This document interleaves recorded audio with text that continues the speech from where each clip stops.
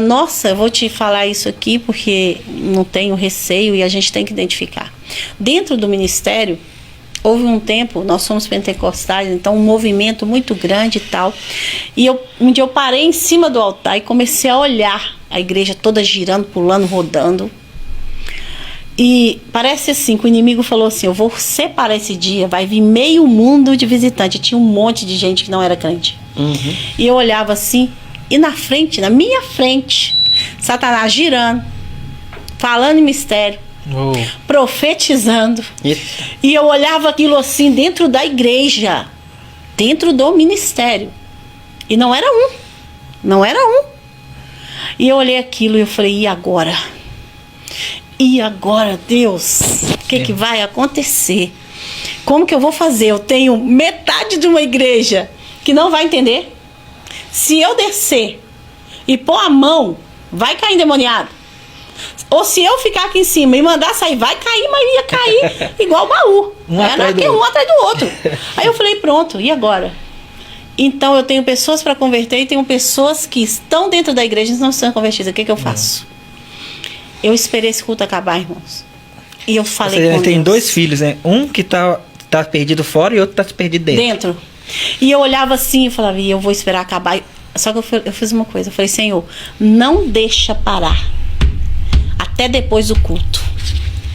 E esse povo girava e tal. E um povo visitando veio para mim orar. E eu orando e olhando. E aquela gritaiada, aquela correria. Você sabe o que esse demônio fez? Ele subiu no altar da igreja, deitou no tapete, olhou para mim e começou a rir. Meu Deus. E eu não, porque ele sabia que eu tinha um monte de gente ao redor para me orar que não era convertida. Eu olhando para ele. Meio que afrontando. Me afrontando. Falei, deixa. Eu fui orando naquele povo. Na hora que acabou, eu fui para orar nas pessoas que estavam ali, com o espírito de engano mesmo, possesso. O Senhor falou assim, não vai. Atende o outro povo. Deixa os missionários da casa. Eita. Deixa os pastores da casa, porque para estar à frente da obra tem que ter dom de discernimento do que é meu e do que não é. E eu olhei e falei, meu Deus, vai continuar bagunçando, porque girava, gritava, batia, e aquela coisa, e eu falei, meu Deus, não tá, não é. Aí eu fui, atendi o resto do pessoal lá, levei para a cozinha da igreja, por causa de tanto barulho, atendi, o pessoal foi embora. A hora que o pessoal foi embora, eu só olhei e falei assim, um por um, sai, em nome de Jesus. Sai. Aí os missionários, todo mundo olhando para mim, porque estava todo mundo achando que era Deus. Mover de Deus. Era mover.